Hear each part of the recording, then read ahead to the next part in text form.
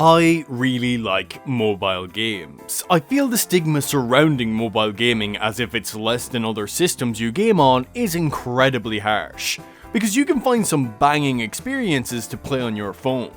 And I wish to share a few with you, my friends. So get your phones ready as I talk about 5 really addictive games I've played on my mobile device that maybe you guys should take a wee look at. First on the list is Nexomon. This is a monster catcher and battler with a lovely hand-drawn 2D art style.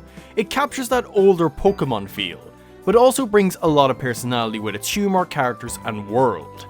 It's really fun to put a little time in here and there as I try to capture every poor creature and make sure they never see the light of day again, unless it's to fight other Nexomon.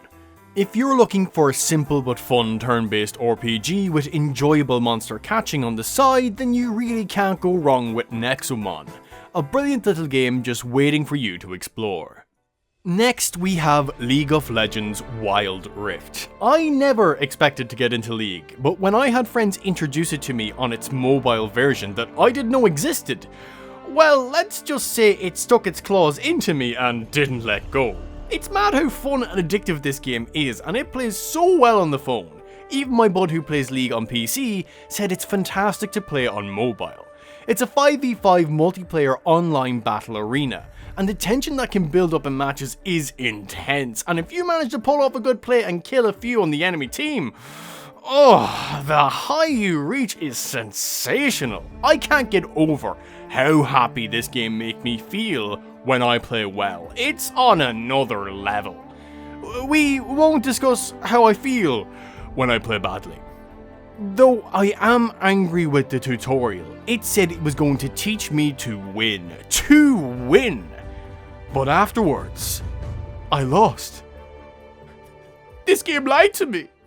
Third game you should give an old spin on the mobile phone is Top Run, an endless runner dripping with incredible style that just screams 80s. Its pixel artwork, neon aesthetic, groovy tunes, and unlockables make it a real fun endless runner to dig your teeth into.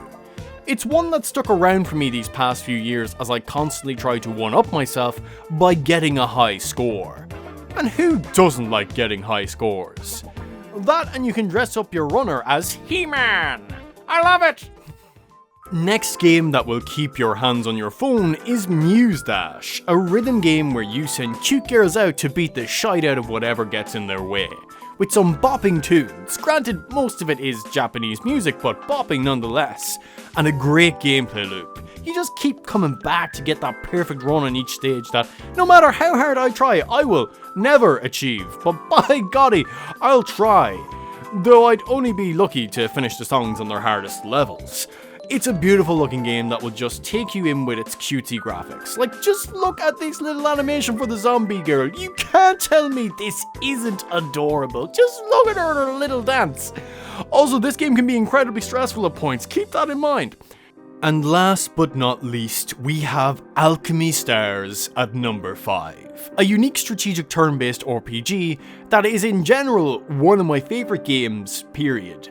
You move your troops around a coloured grid and try to match as many of the same coloured tiles as possible to build up power.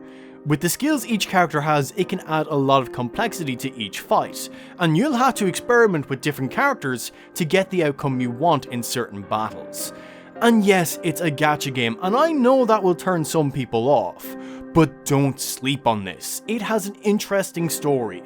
Also side stories that explore the cast of characters, which are brilliant. The world is fascinating and so cool. The music, it's nice. And the character designs, my god, they're fan-fucking-tastic.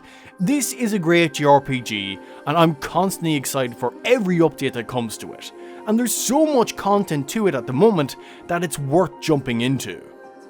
And there's 5 mobile games that are always on my mind in some shape or form, and they're hella addictive. I can find myself playing these a lot during the week. They're so easy to sink into and be absorbed by.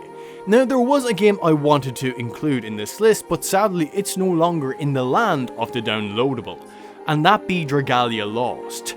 So let's have a moment of remembrance for a game that shouldn't have disappeared. And if you're someone on the fence with mobile gaming or think that it's lesser in some shape or form, just try take that leap into its ecosystem, because there's some great games there, and if you take too long you might miss out on them, like Dragalia Lost. Well, until next time friends, take her handy.